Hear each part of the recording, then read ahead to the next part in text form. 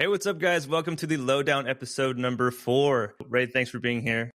If you could just tell us, who are you and what do you do? Of course, thanks for having me on. So I am a financial literacy school teacher in Brooklyn, New York. I teach middle school kids about financial literacy, entrepreneurship, and investing. I'm also a wealth real estate coach for my personal brand, RT Invest, and Zen Coach University. And last but not least, I am a real estate investor.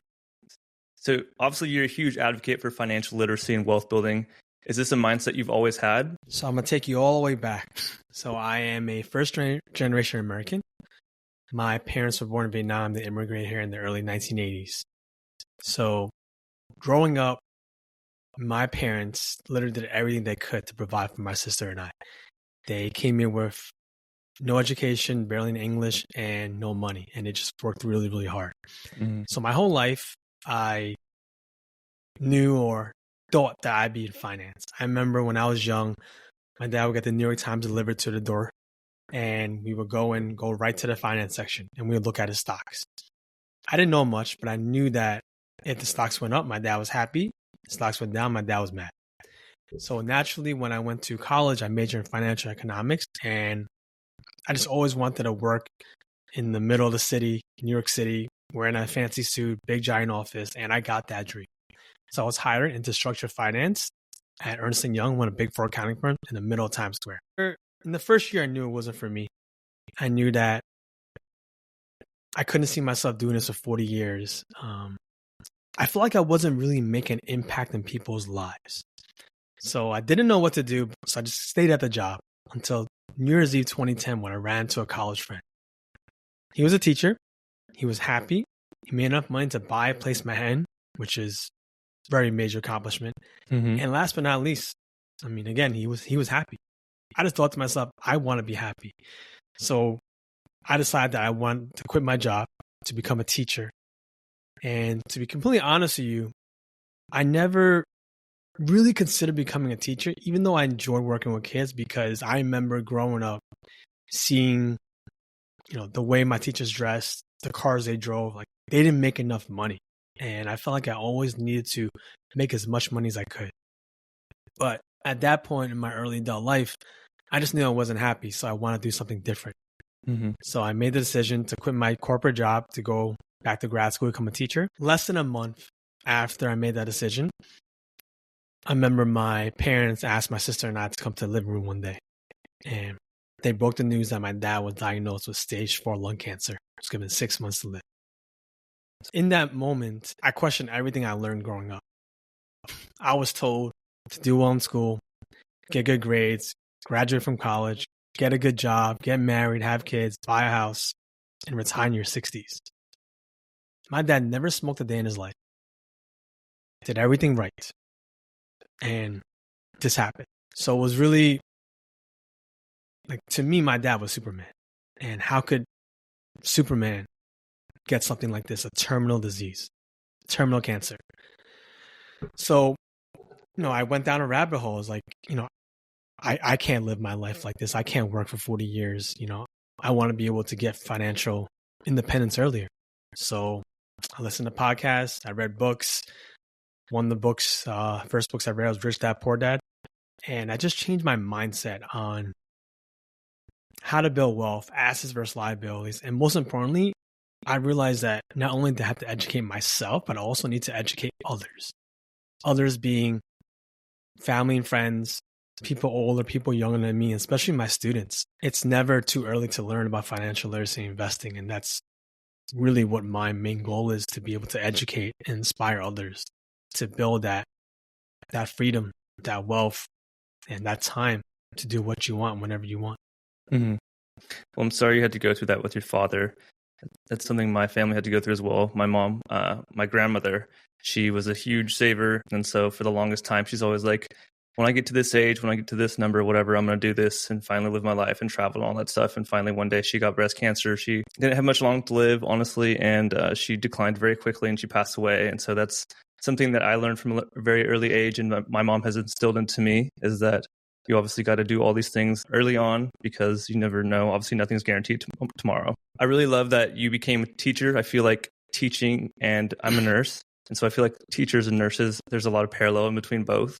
And so the root motivation of why we decided to go into both is because I think ultimately we both want to help people, right? And so I think there's a lot of parts in your story that really resonate with me. And so I'm very happy to make that connection with you. As far as being a literacy teacher, if you were looking to learn financial literacy as an adult, like where would you tell me to start? Would it be books, podcasts, school? What do you think is the best thing? As an adult, so definitely books and podcasts, but most importantly, to find a mentor, coach, someone that has accomplished what you want to accomplish later on in life. So to me, the best way to learn is by doing. Mm-hmm. But in addition to that, to have someone there with you that can guide you and mentor you through the process, because in anything you do in life, you're going to make mistakes. And to have someone there that can share their mistakes, share their experiences so that you can avoid those is invaluable to me. Mm-hmm. Who was a teacher or mentor that you had early on in your life? So I've had a lot. And I've had mentors and teachers. Let's actually go back to 4th grade. My teacher, Mr. Bluto.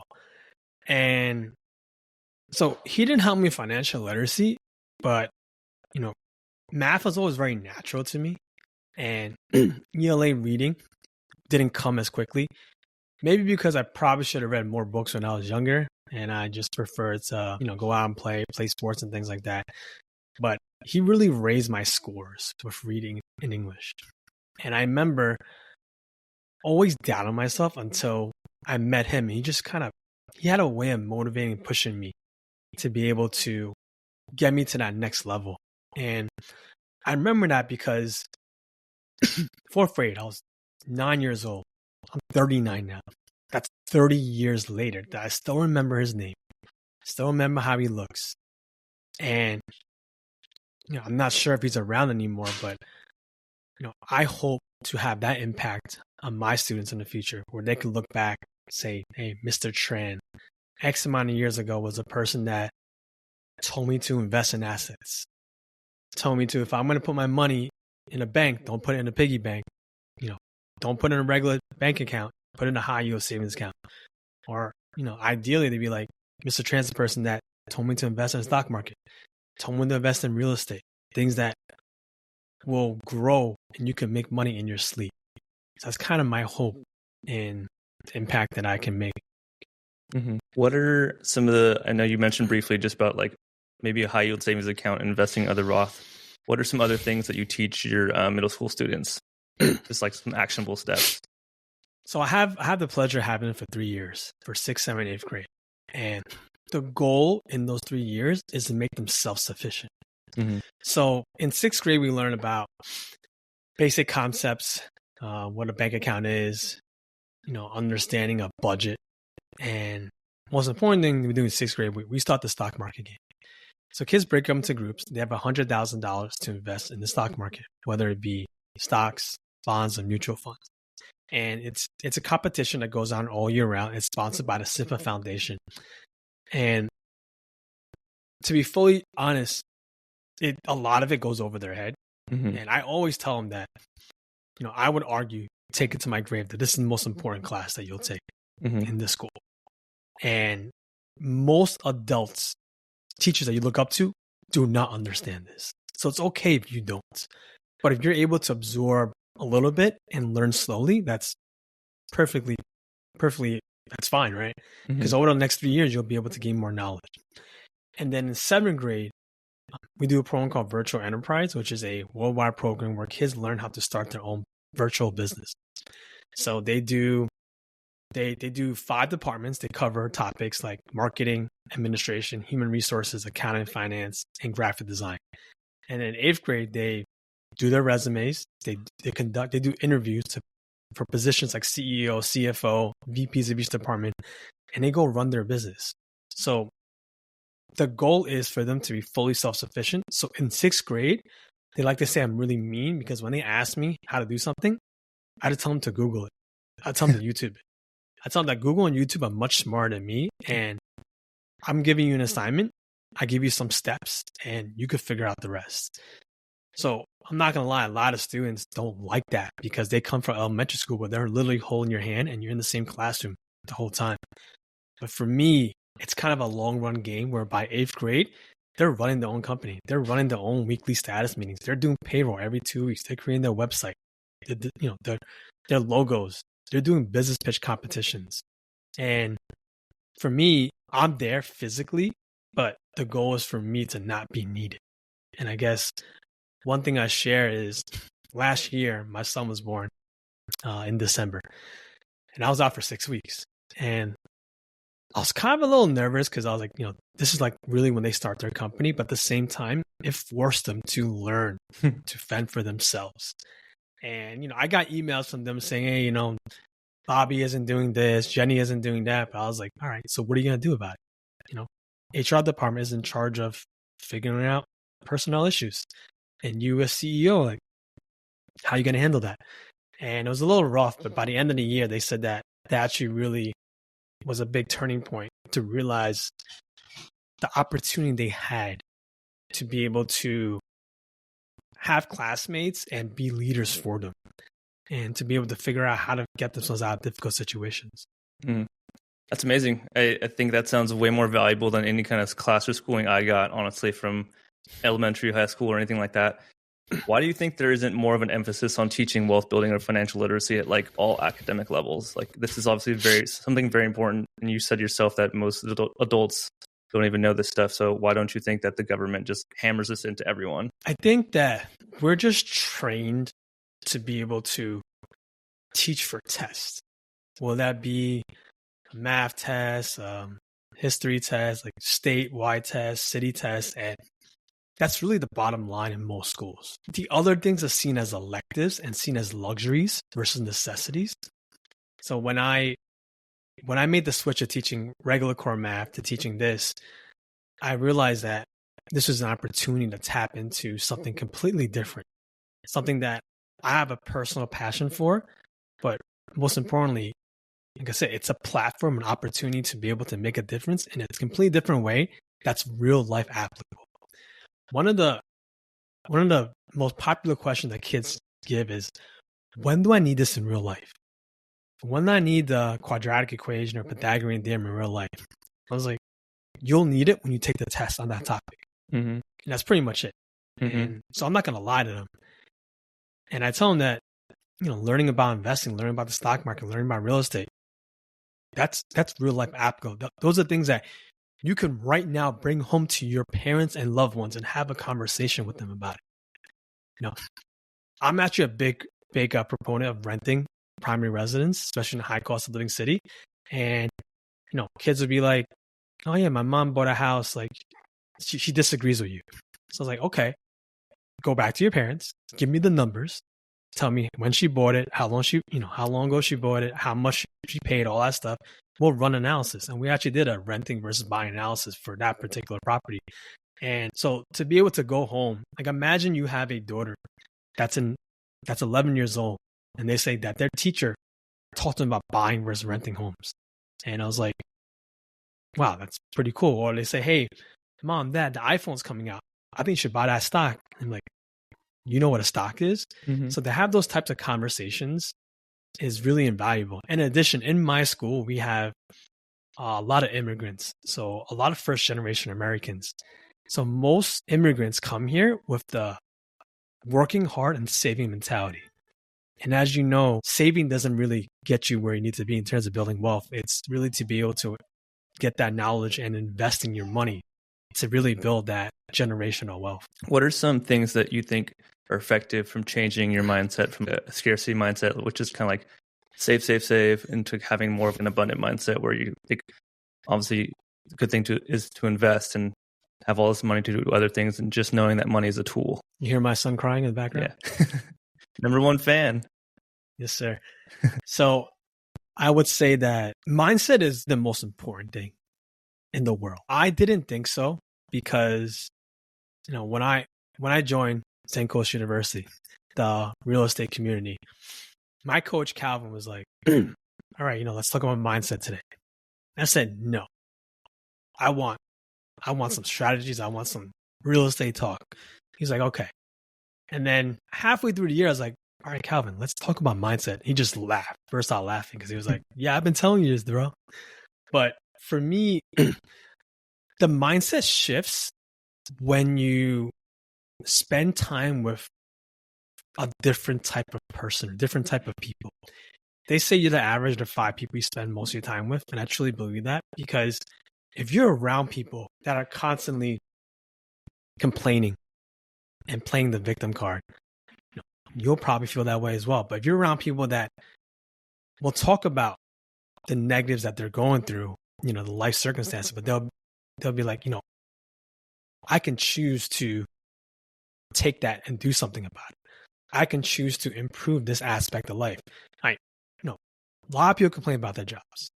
And I don't believe anyone should be in a career where they're always complaining, but you could do something about it. You can start side hustles. You could create passive income. You could do other things that can eventually be your career.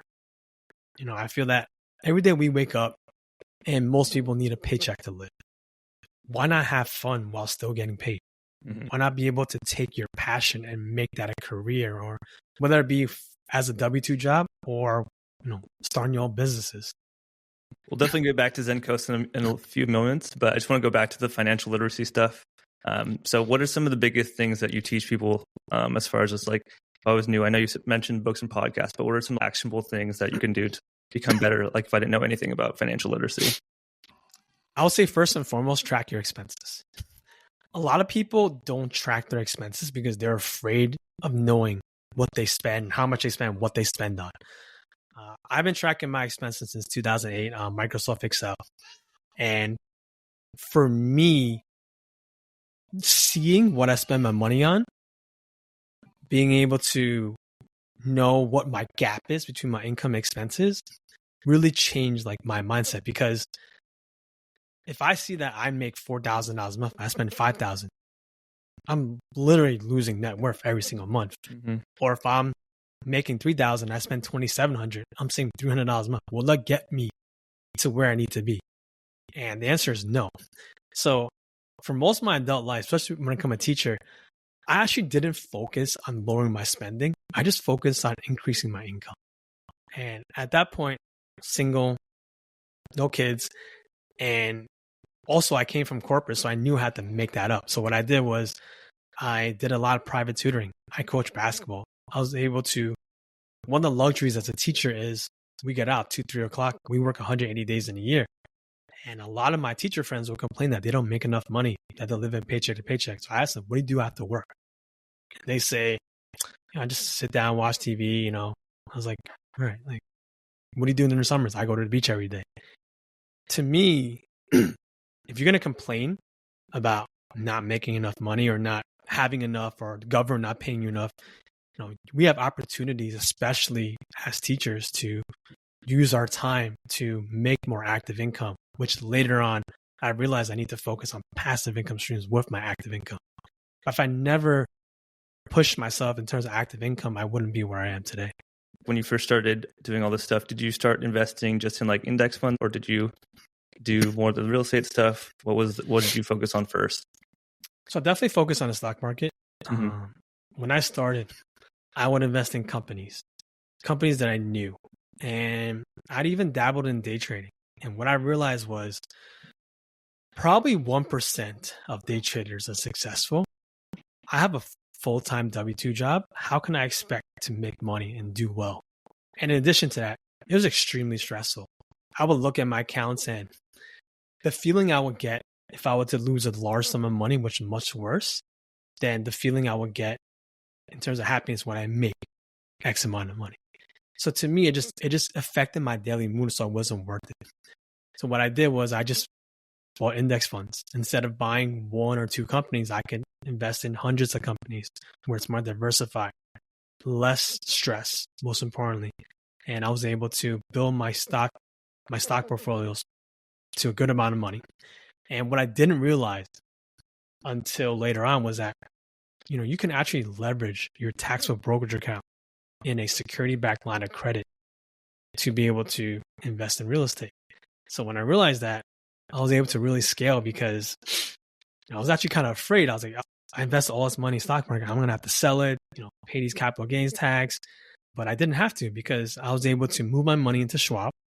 They gave me 70% loan to credit to be able to not, use that money to invest in other assets, but at the same time, that money stays invested in the stock market. So to be able to leverage the two different asset classes is really, really important. And that's something that I feel like I mentioned a lot and not many people know about it. Mm-hmm. And you don't have to invest in real estate or stocks. You can invest in both at the same time with the same pool of money. Mm-hmm. Is that the same thing that you mentioned as like a self-directed IRA, or is that something kind of different? Yeah, something different. So most people know what a HELOC is, home equity line of credit. When you take the equity from your home that you own and borrow from it. Now, security-backed line of credit is the same concept, but you're using your taxable brokerage account. So it's not a retirement account. It's not a Roth IRA, 401k. It's your taxable brokerage where you can sell at any time, not incur any penalties. But, the beauty of it is, let's say you have $100,000 in there and you have an investment in the stock market. If someone were to give you 70% line of credit of $70,000, you could take that $70,000 and go buy a property. And that money is yours. It's just like borrowing money, except it's leveraging your own account. Now, obviously, you probably don't want to borrow 70% of it because, there'll be a margin call if the market tanks. You have to sell positions, but, it gives you more accessible capital. And in real estate, it's all about how much money you can deploy, whether it be your own money or other people's money. Even though this is technically my money, I see it as OPM, other people's money, because, when I first started out in real estate, I joint ventured in a couple of flips, and I didn't use my money for my bank. I used at the time, my HELOC. And that HELOC, I was paying at the time 4%, and this deal made me 10%. So to me, 10 minus 4 is 6. So I was able to make 6% without using my own money. And that really opened my eyes to the power of leverage. Mm-hmm. Yeah, there's definitely a lot of creative ways that you can use your money. It just blows my mind that this isn't talked about more. How did you get started into real estate investing? So my father passed away in 2013. And one of the things that we were doing was looking to buy a house for me to live in and rent out before he was diagnosed. So it's really important for me to purchase my first property, and I was able to do that in 2014. So that's my first property, primary residence apartment in New York. And in 2021, I purchased, I upgraded to a bigger condo in Brooklyn as well. And, so that was where I lived. Now, I didn't get into out-of-state real estate till 2022. Mm-hmm. So I did my two joint ventures, and at the time, I didn't have knowledge, I didn't have the time, but I had capital. So I was able to deploy that in two joint ventures in flips where I made about $20,000-$30,000, and I used that for my down payment on my first out-of-state property in Euclid, Ohio, in summer 2022. I bought a 3-bed, 1-bath house for $106,000. That was completely mind-blowing to me, that I could buy a house for $100,000. Mm-hmm. And in New York City, you're lucky to get something under $1 million, and then you got to put a couple $100,000 in renovation. So once I learned that, I was like, I want to do this. I want to get all in. And at the time, I had capital, I had time, but I didn't have the knowledge. So I looked for mentorship coaching, and I found Zen Coach University. I joined December 2022. In my first year, I purchased 4 properties in Philly using the BRRRR method. I partnered in a 150-unit apartment complex as a limited partner LP in Garland, Texas. And I also became a equity partner in small marina with a lot of my high school friends in New York City. For me, I wouldn't be where I am today if I never seeked that guidance and that coaching. And to be completely honest, that was the first time I paid a large sum of money for education outside of regular school. And I was hesitant. I was hesitant to pay. So I was like, I could find this for free on YouTube, social media. But I'm a big sports fan. And all the best athletes in the world have coaches, have trainers. And LeBron James spends over $1 million on his body. If these athletes are paying 7 figures to improve themselves, how am I too good to do that? Mm-hmm. So I decided to invest in myself. And I think a lot of people don't do that. Yeah. A lot of people are selfless when it comes to other people. When it comes to themselves, they're hesitant. They're hesitant to pay for a personal trainer because that's money that they have to spend to help themselves. And I think that's actually the most important thing for you to look out for yourself, to be able to invest in yourself so that you can have the time, health, money to be able to help others. Before Zen Coast, I was actually part of another coaching program that learned how to do house flipping. And before that, I was definitely reluctant to join any kind of program. I also was like, how can I just find this information for free and do all this different stuff? But after joining now, I plan to honestly be in any kind of coaching program or mentorship forever. I think there's so much value to gain through it, whether that just be from the applicable knowledge that you can learn from different actionable steps, or like you said, the mindset that Calvin was teaching in the beginning. Mindset is so important for everything, and especially like the community aspect. I think the networking is so important. And I think it all just came back to like the scarcity mindset also in the beginning, thinking that obviously I don't have this money to do all this stuff, but at the end of the day, like even if I use, say, $10,000, if that can exponentially help me to learn how to make hundreds of thousands of dollars, obviously that's invaluable. How did you become eventually a coach for Zen Coast? So summer 2023, last summer, I started posting on social media about financial literacy and investing. And the reason why I started doing that, first of all, I think it's really important to show your journey to people, friends, family, or the public. Now, I've had so many parents speak to me, whether it be parent-teacher conference or just by email or by passing. They're like, wow, I can't believe you teach this stuff to middle school kids. I wish I was able to learn this. Can I sit in your classroom? So after years of parents telling me that, I was like, why would I limit myself to just a classroom? Why not just put on social media? Mm-hmm. So after doing that, I was able to, I launched RT Invest, where I do wealth coaching for people of all different ages. And then last year, towards the end, my 1 year was up at Zen Coast, and I was like, all right, I guess it's time to re-up for a second year. And that's when I was asked, do you want to become a real estate coach? And to be fully transparent, before I joined Zen Coast, I asked, is that a possibility? Because first and foremost, I'm an educator, I'm a teacher, I'm a coach. Coach basketball, I've coached finance, I've coached personal, wealth building, all that stuff. So it was synergy for me to be able to join in that aspect. And a major selling point as well is that we will no longer have that student-coach relationship. We have more of a partner relationship. Mm-hmm. And that kind of was able to take the next step in our business personal relationship as well. And I gained a lot in my first year as a student, and I would love nothing more to be able to instill that knowledge into other students as well, to be able to be successful in their own ways. Going back to the 4 or 5 birds that you did, because obviously most people don't even just do one. So for you to go from 1 to 5 is huge. What were some of the biggest takeaways or learning lessons that you learned throughout those? So I actually did 4. About 4. I don't want to take more credit than I deserve. Biggest. So I always say that to have a network of people to talk to, that mentors and coaches. And one of the things that I did in my early journeys as a real estate investor was I just spoke to as many people as I can. I wanted to learn about, their story, their why, what markets they're in, what strategies they chose, why they did it, what worked and what didn't work. And I remember a conversation I had with Rob Stanley, and he told me that he was doing BRRRRs because he really wanted to build that equity piece. He didn't really care about the cash flow. So that resonated with me because I love my job as a teacher and I don't plan on quitting anytime soon. Mm-hmm. So I didn't really need the cash flow to replace my W-2 income. I feel like most investors want cash flow to replace their job so they could be a full-time real estate investor. For me, that wasn't the case. So I wanted to focus on building my wealth and building my equity.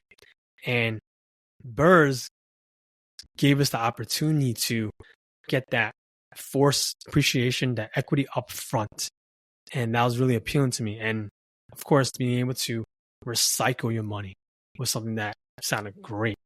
So that's why I went into Burrs. In terms of what I learned from the actual process is that it's a lot of work. And, I was able to, build good equity. At the same time, I was like, it's going to take me forever to do it in this way. That's why currently I'm looking to scale into the multifamily space, because if you're going to renovate one place, like one single family house, or if you compare that to renovating a 40-unit apartment complex, those 40 units, you're probably going to renovate them 40 the exact same way. So to be able to scale quicker, just like the next step, it made sense to me. Yeah. So do you think everyone should just start with like one single family and then try and go into multifamily, or do you think they can go straight to multifamily? I think it depends on the person. Yeah. Sure, there are people out there that need to have gradual steps. And there are people out there that just jump right in. So I think it really depends on the level of commitment, time, capital that you're willing to invest in order to learn that space. So a couple months ago, I was co-GP on a 355 unit in Murfreesboro, Tennessee. And I never thought I would be any part of buying a huge apartment complex, much less becoming a GP. And for me, when I was capital raising as a co-GP in that project, that was probably the first time that I saw a return on investment in the time and money I've invested in social media. People were saying, "Hey, Ray, I love what you're posting. I love what you're doing with the kids. Tell me about this deal." And I was like, if I never posted about the things I would do, if I never, I guess in their eyes, became someone more legitimate that they could trust based on what I was doing, I don't think we'd be having those types of conversations. So, I always tell real estate investors, especially the beginners, to document your journey. Post that you're learning, post these Zoom calls you're on or these masterminds you're attending, post these houses, properties you're looking at, post these renovations you're doing, because you never know who's watching. You never know who may be an investor, a partner in the future, because eventually you will run out of your own money and you will need to get investors. And most importantly, this is an opportunity for you to bring your friends and family in to be able to grow with you. I always say it's really easy to build wealth. I don't want to say really easy, but it's not that difficult to build wealth on your own, but it's a lot harder to bring everyone with you, to be able to educate and make money with everybody else. And that's really the goal, right? You want to be able to have everyone around you to have abundance in terms of wealth, time, health, and everything. So to bring everyone along with the ride is just really the main goal. Yeah, I agree completely. I think that posting everything on social media is extremely important. A, it's like free marketing for yourself, and B, it just builds a lot of trust. With regards to the GP stuff, I know you mentioned raising capital for the deal. Was there any other role that you had within the syndication? So I'm not part of the operations of it. So we capital raised, and on my next deal, I definitely want to be part of the day-to-day. So that was pretty much an opportunity that I never thought I would see this early. And obviously, but I learned so much from it. I mean, my first call, my first investor versus my last one, it was night and day. And I remember getting questions and I was like, I don't know the answer to this, but I will find out.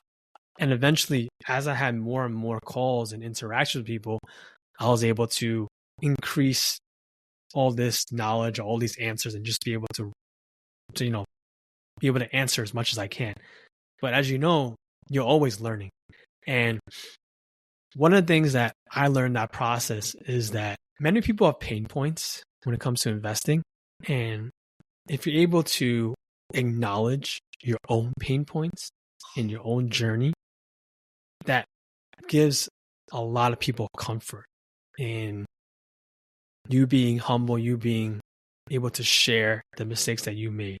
So what worked for me was being able to tell people what to look out for and tell people, a lot of investments, like, you don't want this, but in this deal, we acknowledge that and we're able to cover that gap by doing this.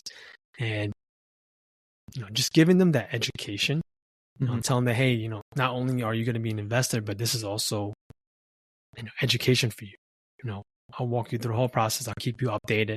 And this is an opportunity for you to learn as well. And so they say in every transaction, there are different ways to gain. It could be financial, it could be personal, or it could be education or the network itself. So, in this relationship, in this project, you will gain financially. You will gain personal relationship with me that we can partner up in the future as well. And also the education that you'll be able to learn if you want to do things on your own. That's a way of doing it as well. I think a lot of people focus too much on the financial only.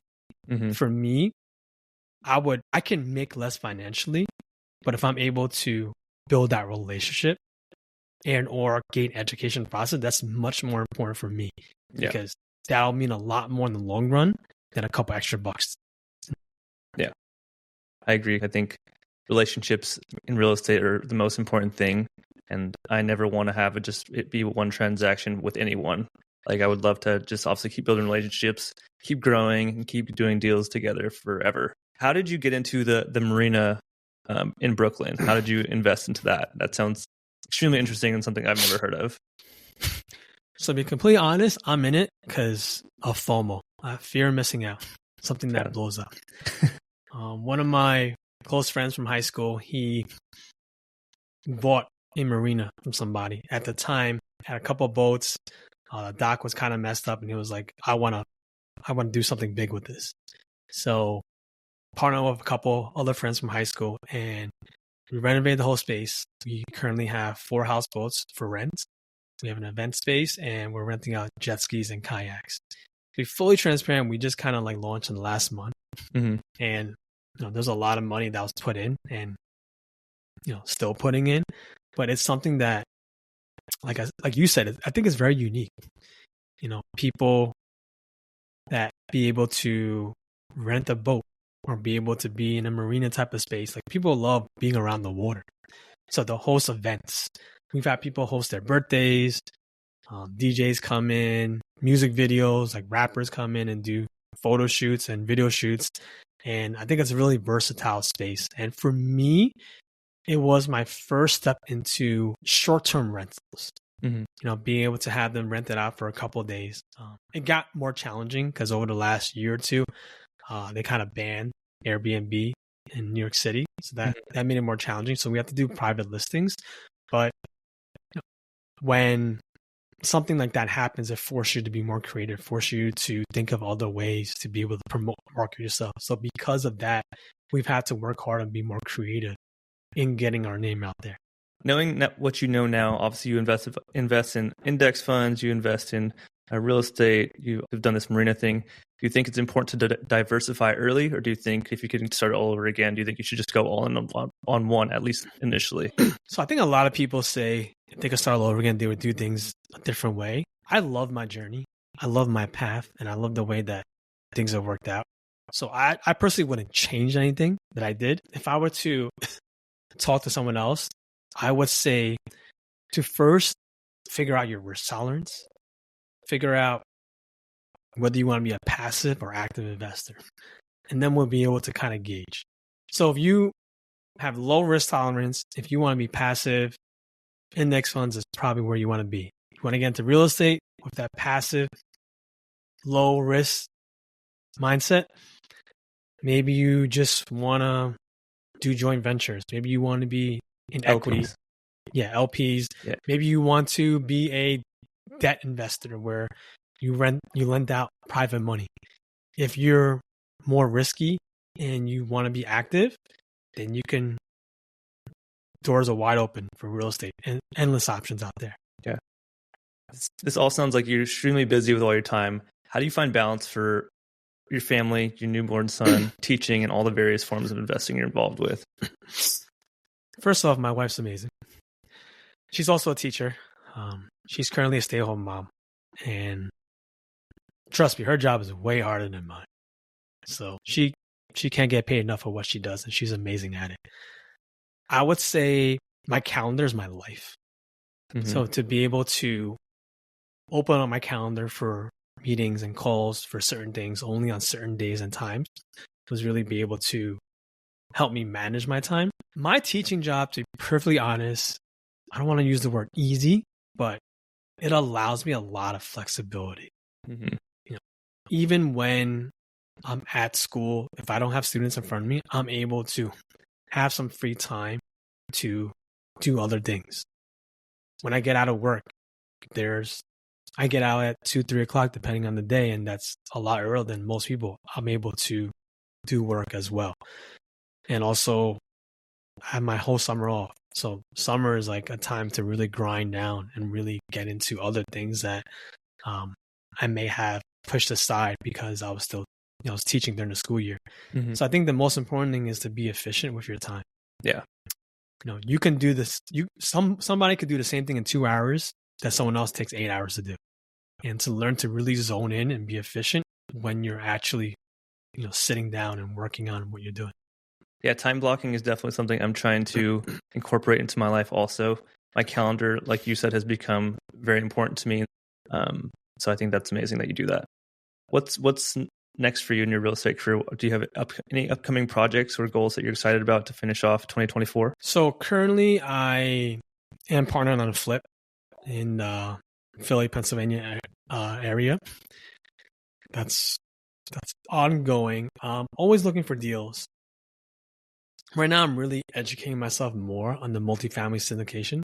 Mm-hmm. I'm in a coaching program with John and focusing on learning and being a student again. So before the summer started, my goal was to be a father, first and foremost. And in the middle during the summer, I realized that I wasn't really educating myself in terms of real estate. So I refocused and committed to attending as many sessions as I can and really going through the curriculum. So right now it's learning, but mm-hmm. deals will pass through my desk that I'll go through, but I'm really focusing on the multifamily space. Got it.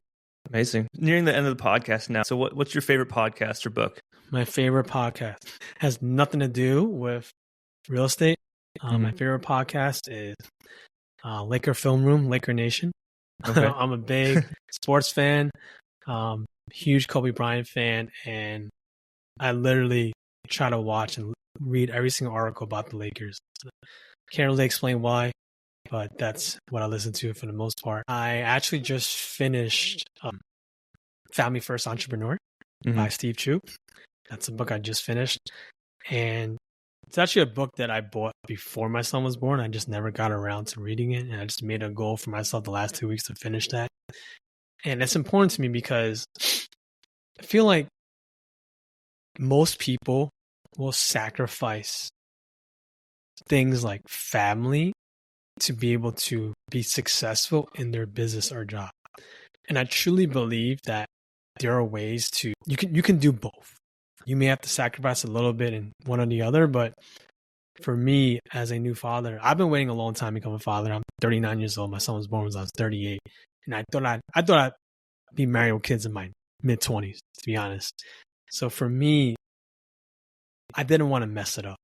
And one of the things I wanted to share is that I was at a real estate conference, Saracon, last month, and Dax Newman was the keynote speaker. And one of the things he said is that you only get one chance to become a father. Don't F it up. Mm-hmm. And that really resonated with me because that's really true.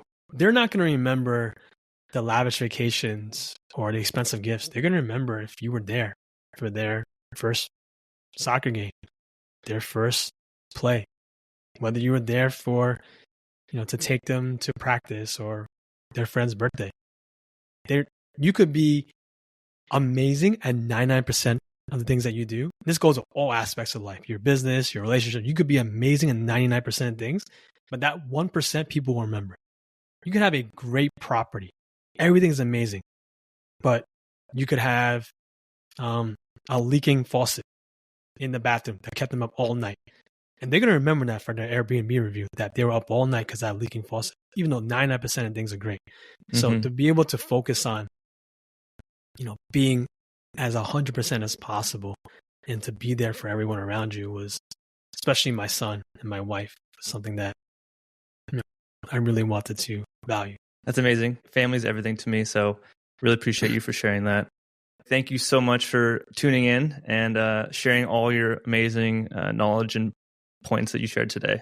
So if people want to connect with you, what's the best way for them to connect with you? Yeah. So I'm on all social medias, but I'm most active on Instagram. They can find me at rt.invest. Also, they can learn about me on my website, www.rtinvest.com. Awesome.